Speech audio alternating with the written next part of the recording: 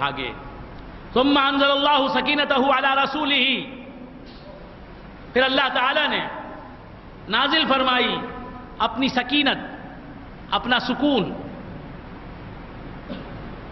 علی رسولہ، اپنے رسول پر، وعلی المؤمنین، اور ایمان والوں پر۔ پہلے رسول پر کہا، یعنی رسول کے صدقے میں ایمان والوں پر بھی رحمت نازل ہوئی، رسول کے صدقے میں ایمان والوں پر بھی سکینہ اور سکون نازل ہوا۔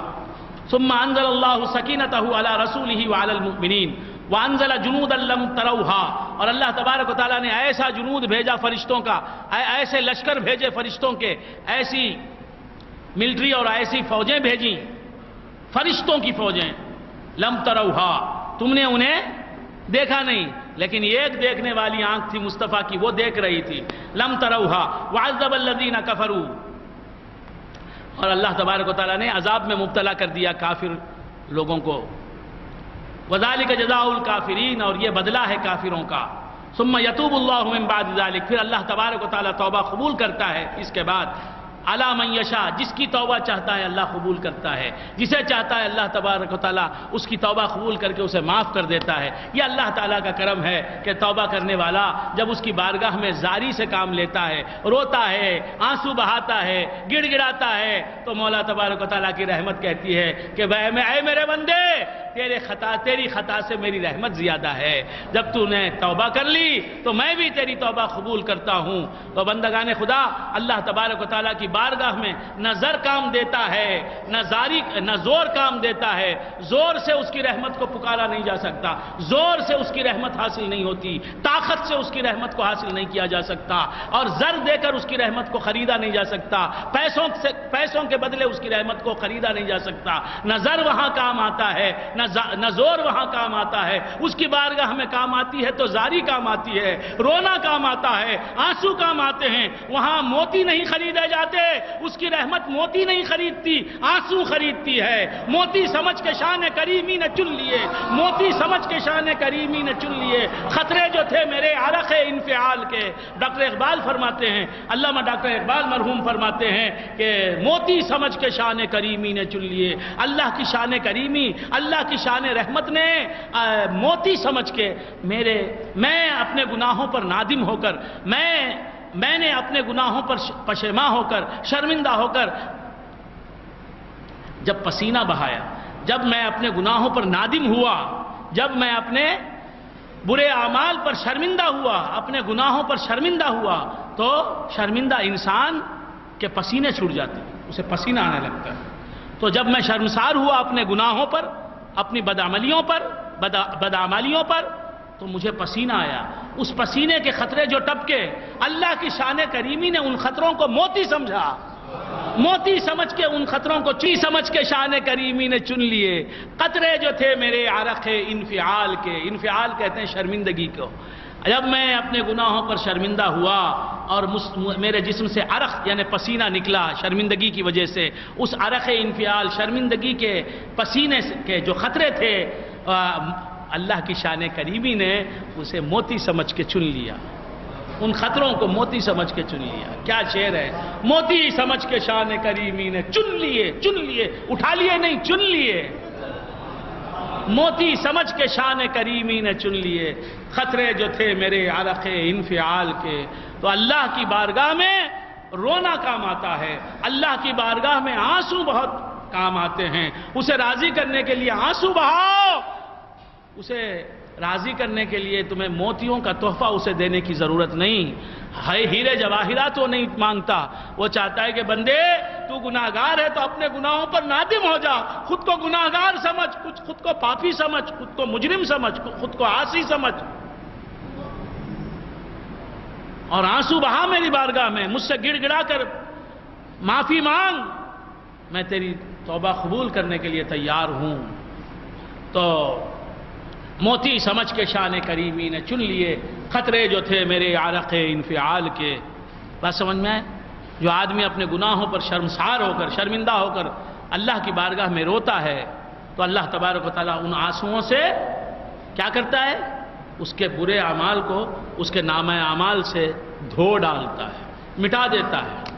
یہ پانی، آنکھوں کا پانی یا آنکھوں کے آنسو. دیکھیے آپ تحریر پر جب پانی گرتا ہے، رائٹنگ پر سیاہی سے لکھی ہوئی تحریر، اس پر اگر بارش کا پانی گر جائے کیا ہوگا؟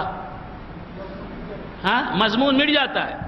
وہ جو لکھا ہوتا ہے، جو تحریر ہوتی ہے وہ مٹ جاتی ہے، پوری طرح نہیں مٹتی، کچھ نشان باقی رہتا ہے، لیکن ان آنسوؤں سے ہمارے نامہ اعمال بالکل دھل جاتے ہیں، کوئی نشان باقی نہیں رہتا کسی گناہ کا.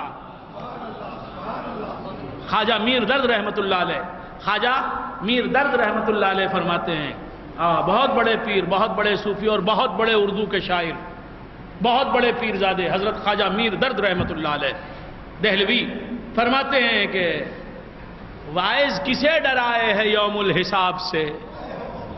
یہ واعظ، یہ واعظ و نصیحت کرنے والا، یہ مولوی کس کو ڈراتا ہے؟ قیامت کے دن کی ہولناکیوں سے، پریشانیوں سے، قیامت کے دن کے عذابوں سے کسے ڈراتا ہے؟ مجھے ڈراتا ہے.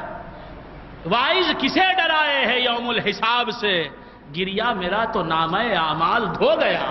میں اپنے گناہوں پر نادم ہو کر خدا سے معافی مانگتے مانگتے اتنا رویا ہوں کہ میرے نامہ اعمال سے، میرے آنسوؤں نے، اشک ندامت کے آنسوؤں نے میرے نامہ اعمال سے گناہ میرے بالکل مٹا دیے. واعظ کسے ڈرائے ہے، واعظ کسے ڈرائے ہے یوم الحساب سے، گریا میرا تو نامہ اعمال دھو گیا، گریا میرا تو نامہ اعمال دھو گیا. خواجہ میر درد علیہ الرحمت و رضوان فرماتے ہیں. تو بندگان خدا، آپ کو کام آئے گا تو رونا کام آئے گا، آنسو کام آئیں گے. اللہ کی بارگاہ میں زاری کام آتی ہے، زور و زر کام نہیں آتے. یا ایھا الذین آمنوا، فرماتا ہے اللہ تعالیٰ، ثم یتوب اللہ من بعد ذلک علی من یشاء، اللہ تعالیٰ جسے چاہتا ہے بخش دیتا ہے، جسے چاہتا ہے معاف کر دیتا ہے. واللہ غفور الرحیم، اور اللہ تعالیٰ بہت مغفرت فرمانے والا اور بہت رحم کرنے والا ہے، بہت مغفرت کرنے والا. گناہگار نے گناہوں سے معافی مانگی تو اللہ مغفرت کر دیتا ہے. پھر رحیم کیوں کہا؟ بہت رحم کرنے والا کیا؟ مغفرت تو کر دیتا ہے، گناہوں کو مٹا دیتا ہے، اور رحم اس کا کہتا ہے کہ گناہوں کی جگہ رحمتیں لکھ دے، گناہوں کی جگہ نیکیاں لکھ دے. تو وہ نیکیاں بھی لکھ سکتا ہے.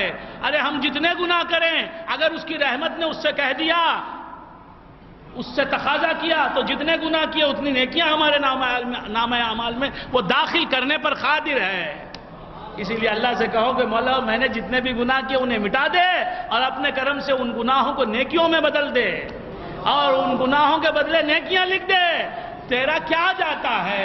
میری زندگی بن جائے گی، میری آخرت سنور جائے گی، میں جہنمی جنتی بن جاؤں گا. تیرا تو کچھ جائے گا نہیں، تیرا تو کچھ نقصان نہیں ہوگا. یا ایھا الذین آمنوا انما المشرکون نجس، اے ایمان والو، انما المشرکون نجس، یقیناً مشرک جو ہیں وہ نجس ہیں، یعنی نجس ہیں، پلید ہیں، ناپاک ہیں، گندے. یا ایھا الذین آمنوا انما المشرکون نجس، اے ایمان والو، یقیناً مشرک لوگ جو ہیں وہ کیا ہیں؟ نجس ہیں، ناپاک ہیں.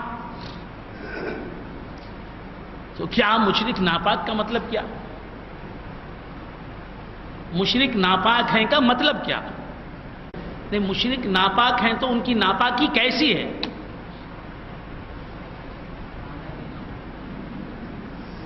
آپ نے جواب دیں.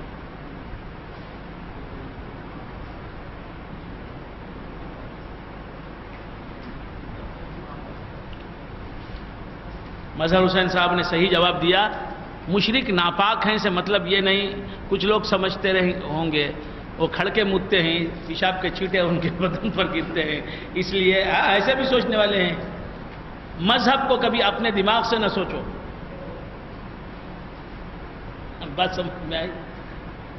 مذہب کو اپنے دماغ سے یہ معنی رہیں گا نہیں. کیا ہے معنی وہ پوچھو اہل علم سے. فاسألوا اہل الذکر ان کنتم لا تعلمون. بات سمجھ میں آئی؟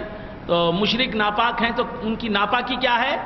بے ایمانی اور کفر ہی ان کی ناپاکی ہے. مشرک